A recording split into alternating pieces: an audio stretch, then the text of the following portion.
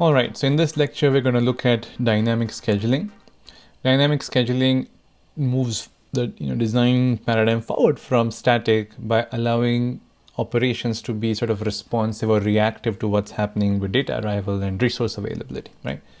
So why do we need this? We need this mainly because we have to deal with uncertain data arrival and departure times. You might not have stuff in the FIFO, you might not have space in the FIFO.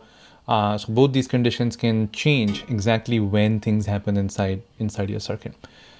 And if you have resource shared operations, right? So let's say you have a precious resource inside your chip. Maybe there's some fancy memory that is being used by different cores, and you don't know when the different cores need that memory, so you need to arbitrate access, and that arbitration creates uncertainty in when you can get that resource, right?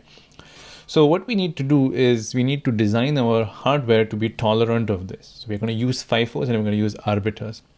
And the optimization task is going to be reducing the amount of storage needed in the FIFO and reducing how much time you wait in the arbiter getting the resource you want, right?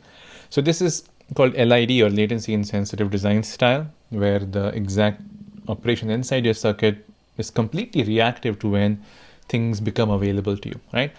This is great because then it makes the hardware portable. You can plop in that hardware and work with any sort of external conditions you might imagine. The world might supply data whenever it wants. It makes it possible to compose large designs with lots of these simpler components. Different teams can work on different pieces, and you can mix it all together into this gigantic piece and still remain operational, with the caveat that you need to size the FIFOs correctly. And small changes in the design don't create huge ripple effects everywhere, right? So because you're linking up designs with the shock absorber FIFOs, things will continue to work even if you swap out one design with something else, right?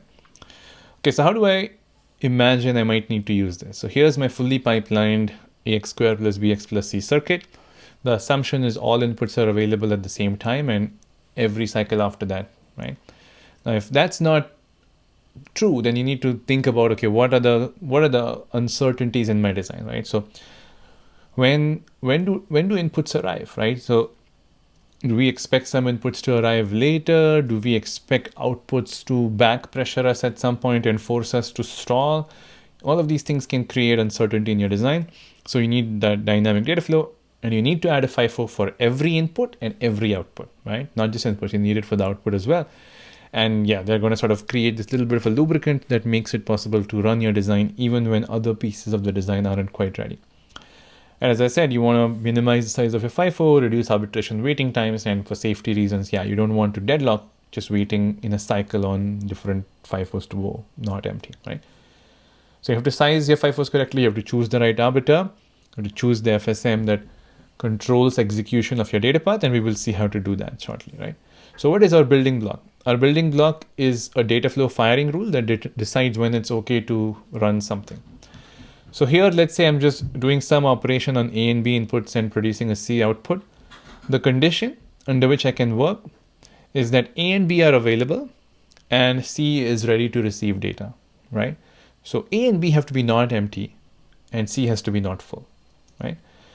So these FIFOs on the inputs and outputs will produce the control signals that then get ANDed, not empty on your input FIFOs and not full on your output FIFOs, right? So that's going to become the control that produces reads and writes everywhere, right? So if this is true, then you can go and read from the FIFO, then you can go and write from the FIFO.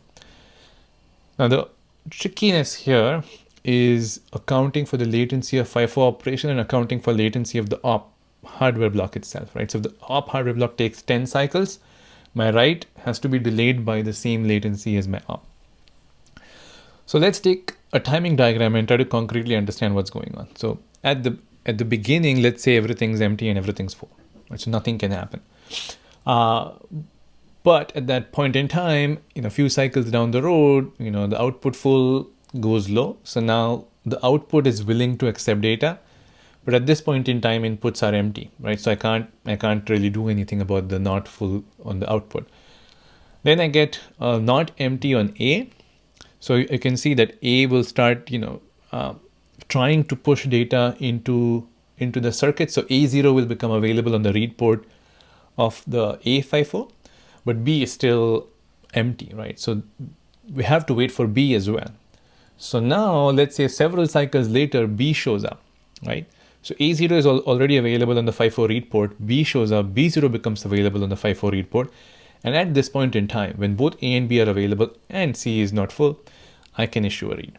So I issue a read, A0, B0 are already available. They're gonna take a cycle to compute C0. In this case, let's say op is 1 cycle deep. So the write signal has to align with the output of the op, which needs 1 cycle of pipelining on the right side. Okay, and then I'm going to keep consuming data from the A and B FIFOs as long as the empty condition on A and B is 0 and full condition on C is 0. And at some point FIFO C goes full, so I cease reading. And at this point FIFO A and B will already have pre-parked the values I will use the next time I can compute. Writes will trail by a cycle, so I will write C4 and then have to sort of wait for C5 to get written at some point in the future, right? So what is maybe interesting here is writes trail reads by a cycle. So the sort of FIFO full indication is to account for that you might have this extra item of data C4 that will be available even though full C went high in that cycle, and absorb that, right? So you need to issue an early full to be able to work with this correctly. And if you have multi-cycle operation, right? Let's say output C takes 10 cycles to compute. Now the output FIFO has to potentially declare full 10 cycles earlier. So it has to have space for 10 possible writes to happen. Sorry. Okay. In this case, the read signals combinational. So you can add an extra pipeline stage as well, and that's going to have cascading effects on when the output FIFO can consume data as well. Okay, so let's see how to apply this to an entire block. We applied that to individual operations, but what happens when I have AX squared plus BX plus C? So as I showed you in the last lecture, you had FIFOs on all inputs, and you're going to proceed with A times X even before C, B, and C are available. So that gives you a little bit of tolerance for late arrival of B and C.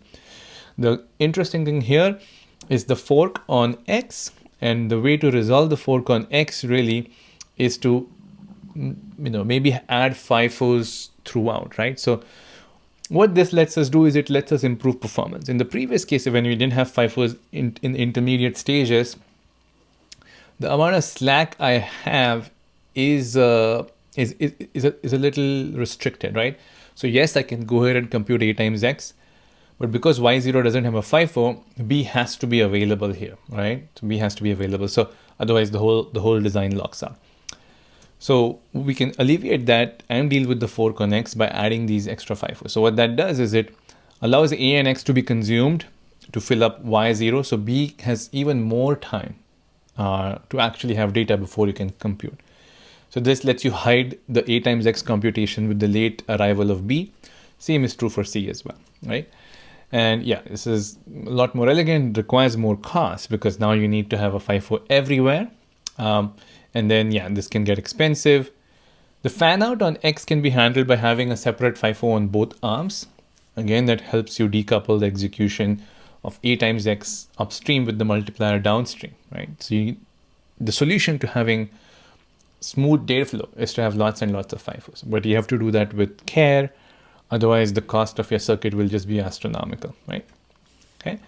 So yeah, here you have this data flow firing rule that we've implemented, that you wait for inputs for that particular operation before you start executing.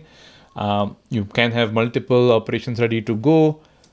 And when you have that, you need to resolve conflicts using arbitration. And we will see how to do that. This is quite common in CPUs where you have out-of-order processing, right? In out-of-order processing, you have Tomasulo's algorithm that tracks who's going to interact with whom at what point in time. It enforces dependencies without a scheduling table, and then tries to sort of optimize some objective function, right? So the main takeaway of doing data flow scheduling is slap FIFOs in, design a state machine that can issue reads and writes to the FIFOs based on full and empty signals. You don't need a scheduling table anymore, right? Everything can happen completely decoupled, fully dynamically. When you have to make a choice, you need an arbiter, right? So this arbiter is going to take requests from multiple parties and issue grants in a specific way, right? Now, it is fairly tricky to do this correctly, right? Yeah, your definition of what you want might include some notion of fairness, some notion of priority, some minimization of worst case, some efficiency objectives, right?